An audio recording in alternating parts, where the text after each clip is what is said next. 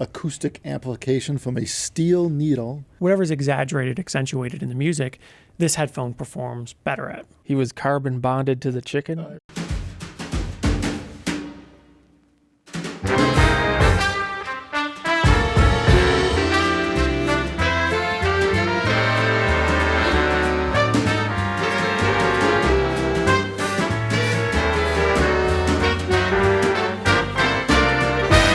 You occasionally stumble on the forums is people that have like 48 headphones, 12 DACs, 5 amps, it's like a whole gamut. So I guess the question is, do you really need all that? Do you need different gear for different music? Sure, why not? Some people seem to do that, right? They find this works best for this genre of music. So I'll just use this system. I'll keep this around for when I want to listen to this. And this system works better with a different kind of music, so I'll keep it for that. I could think of a good example. This thing. The Victrola? Yeah. The only way you can really get the creepiness of it of those records is play it through that thing. Yeah? Yeah. Sounds ghostly? Yeah. There's no electronics involved. It's acoustic amplification from a steel needle running through consecutively larger conical shapes into a horn structure that amplifies the music. And yes, it does. It sounds like music played through steel. It sounds terrible. Yeah. Think of a steel drum where you ding, ding, ding, right? And you put vocals through that. It's surprising how bad it sounds. Yeah. But I suppose if you want to go for the authentic sound, that's what it sounded like then. If you got a record from that era, maybe you want to hear what it sounded like to the average person in the day. And, well, that's a good way to do it because replicating that's kind of difficult. Well, not only that, those records are phenolic or something. They're so brutal, like you couldn't even play it on a regular turntable nowadays. It would rip the diamond stylus apart. Well, they have to be because, they're literally using, like, nails. Yeah. So you physically got to have, like, if you have play 78s on a modern record player, you got to have a separate cartridge that's probably got a steel pin or something in it. A dump truck cartridge. Yeah, it's not diamond. Yeah. Yeah, so anyway, a little less relevant today, that people though. don't play 78s on. But most people are streaming these days, or at least digital to some extent. So if you're playing digital, what's the point of having multiple systems, multiple setups? Do you need different ones for different music? Well, I get people, I think one of the questions, like people will ask us a lot, like what amp should I use with these headphones, I'm getting Diana V2 or whatever, 1266, what I need. And typically one of the questions I'll ask them, well, what type of genres do you listen to? And, it's one of the questions, but that's primarily, and really all I'm gauging that is how much power this guy's going to need, because, if you're saying, DDM or whatever, what they're doing, right? They're just cranking out the beats. You're not going to do it with a watt or two. It's just not going to cover it. You're just going to be clipping the piss out of it. Yeah. Yeah. Fulfilled. Yeah, it's not going to work out. The amp's just going to run out every bass hit, So that's kind of one of the priorities and when you deal with it is how loud you play. And of course, we're not recommending that people play it that loud because it's really not good for your hearing. But hey, it's your ears, right?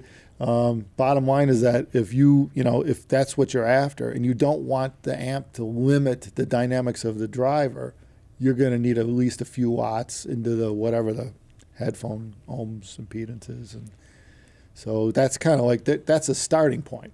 And then the next question is like, how much can you afford, right? Because now, all right, there's only so many ways to get that many good watts, and it usually gets expensive.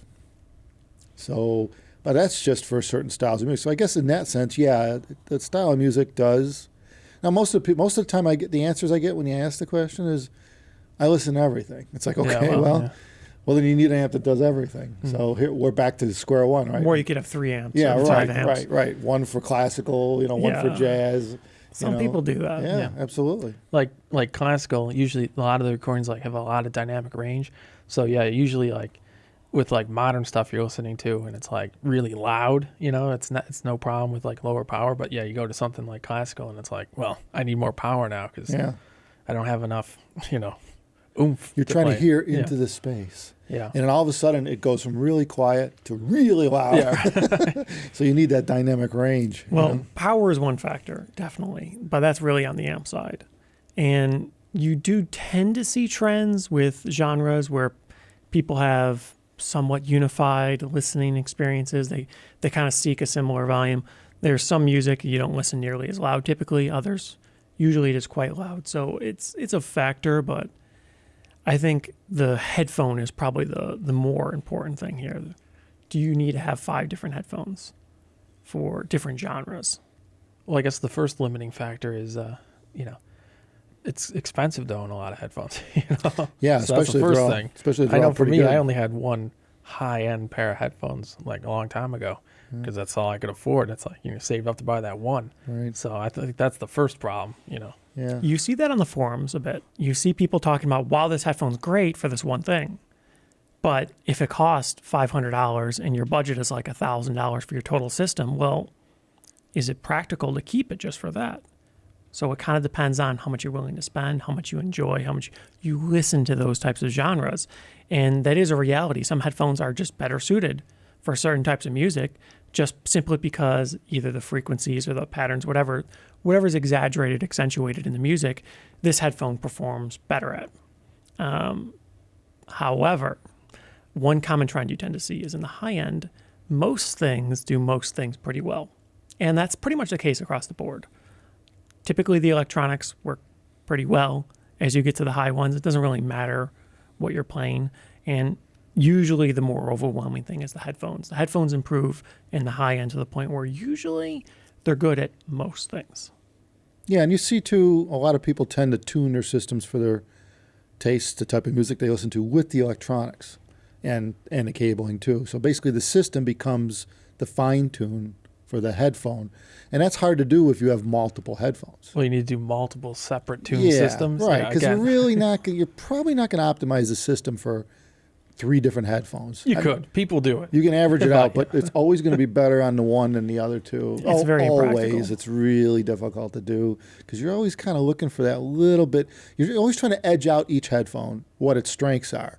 And you tend not to find electronics that'll do exactly that for every headphone. So that's just the way it is. So yeah, we're back to basically you need more than 1 amp, or you could probably get away with a good DAC, a good source, and maybe change up amps. Right? It seems like most people end up that have multiple amps. They have a tube amp and a solid state amp, Yeah. and then depending on what they're listening to, they'll change amps. Yeah. That's Sometimes probably you the biggest want like one. a more relaxed presentation or something, and you could find an amp that does that a little bit better, a little bit softer, more pleasant sounding. Right. Yeah. So that makes sense. I guess you got both. Do you switch Yeah. between genres and what amp you're using? Yeah, actually. Yeah. Yeah. I So, prefer, the solid state I prefer.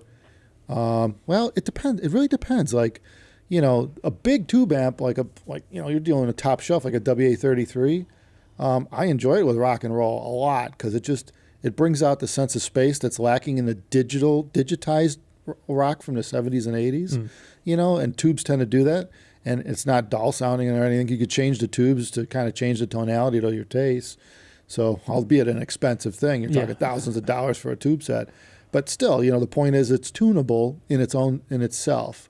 But then, I really kind of like the ultimate clarity level of the solid state too, with a lot of stuff, depending on the recordings. So yeah, it's kind of neat to be able to just there. And so I have them both on the tube amp isn't on all the time, but they're both connected to the source, the DAC or whatever. And, I can just go plug in from one or the other depending on what I want to do, what I feel like that day. And so, yeah, it's kind of neat to have at least 2 that do the 2 different things type thing, Yeah. Yeah, you wouldn't get a lot of the similar things. Yeah, that wouldn't really make sense. They're similar in a lot of respects, but they're different in others. And I guess it depends on what your experience level is in listening. Depends on what you care about. Yeah. And that's the hard part. Yeah. Because sometimes people really honestly care a lot less than you would imagine about things that matter so much to others. Yep. Some people don't care about bass. Some people, all that matters is bass, right? And of course, it goes more detailed than that. But that's the issue. It's really hard to say in a general statement whether or not everyone would benefit from having 5 different amps. And of course, there's a cost factor. But generally speaking, it seems if you get pretty good high-end parts, it doesn't matter that much. The returns are even more diminishing for the benefits you get from different musics on high-end gear. That kind of brings us back to the video we just did a few videos ago where we talked about, what if you got a system? What if you started with a baller system? That's it. You go from having nothing to having the best in the world. Could you handle it? Would you know what you got there? And it's kind of that too, where by stepping through different gear with that headphone, you're doing 2 things. You're giving that headphone an honest chance. Because if you throw a new headphone at an existing system that you tune for something else, you're almost always judging the headphone. You're judging the electronics and how they interface to the headphone more than the headphone itself. You're not giving it its best. You're not putting in its best light. Well, yeah, You I know? guess that's why people with multiple headphones try it on the same system. Yeah, you like some better with that than others. So you're actually listening to the system, not really the headphone as much. Yeah, right. And especially at the upper end of things, the system is just about, it is a big percentage of the sound because headphones are doing everything pretty well. So, that's kind of what experience brings you to. At the beginning, you're starting with a sub $1,000, usually everything's under $1,000, or less, way less. So, some guys are starting at a few $100, and they're just plugging into a laptop or don't even have an amp. So bottom line is that, you grow into this and then you start to realize how everything can change or vary the sound to your liking and not to your liking. Yeah, but I guess the biggest factor is always cost. It'd be nice, I guess, just to have every high-end thing, and you could pick and choose, go between them. It'd be nice. But not Some super people practical. do. Some people do. High cost, a lot of space, and generally speaking, the benefits really diminish. I know, like on the like in our AB 1266 thread on HeadFi, a lot of those guys that hang out on a thread have pretty much rocked through everything you can buy. You just see them and they'll all bounce off each other ideas and stuff. I mean, they got the best tube amps the world has for headphones. They've got, some of them rock with speaker amps with adapters and so on, which, is a whole different class altogether because now you're running 100, 200 watt speaker amps into a headphone, which is kind of scary. But, you got to understand your limitations at that point. But they're rocking through everything to see what's best. And I think ultimately what you find with a lot of them, they do tend to come somewhere. They come full circle. Yeah. They hit a dead end. They kind of hit everybody kind of comes to similar conclusions. Yeah. For the most part. Yeah. I mean, clearly there's going to be outliers. I think what happens, you reach a point where the electronics only get so good. That's it. Yeah. And so now you're really splitting hairs to get the differences at it's just the more, highest levels. more taste than anything. Yeah. Yeah, it's personal preferences and the way the thing's built, what it looks like, how it works and stuff like that, what the volume knob feels like. Yeah, right. Yeah. And the amount of space it takes up, whether it gets hot or not in the room, Right. all those little things that add up to whether it matters to who it matters to, Yeah. So do you need different systems? Maybe. Yeah. But also no. There you go. Mm-hmm. That's it in a nutshell. Mm-hmm. Yeah. You didn't even just skip to the end of this video. Oh, did you? yeah. Yes, that's right. Watch the whole video and skip to the end. Yeah, why not? If anyone's still left here, which is which is a small percentage of people, then we should start making jokes right now. We should have a joke. Yes. Yeah. What did the robot say when the chicken crossed the road? What was it? What was the joke? Here we go. wait, what did the robot say? What was it? He was carbon bonded to the chicken. Oh, or yeah, something What like did the that, robot say when he crossed the road? I don't remember what it was. I Was don't it know. chicken, something with a chicken. It's been a long time. Yeah, right. Yeah, carbon bonded. Okay. On that note, It's thanks. like that. Thanks everyone for watching. Take care of yourselves. Stay warm. Spring's coming. Take care.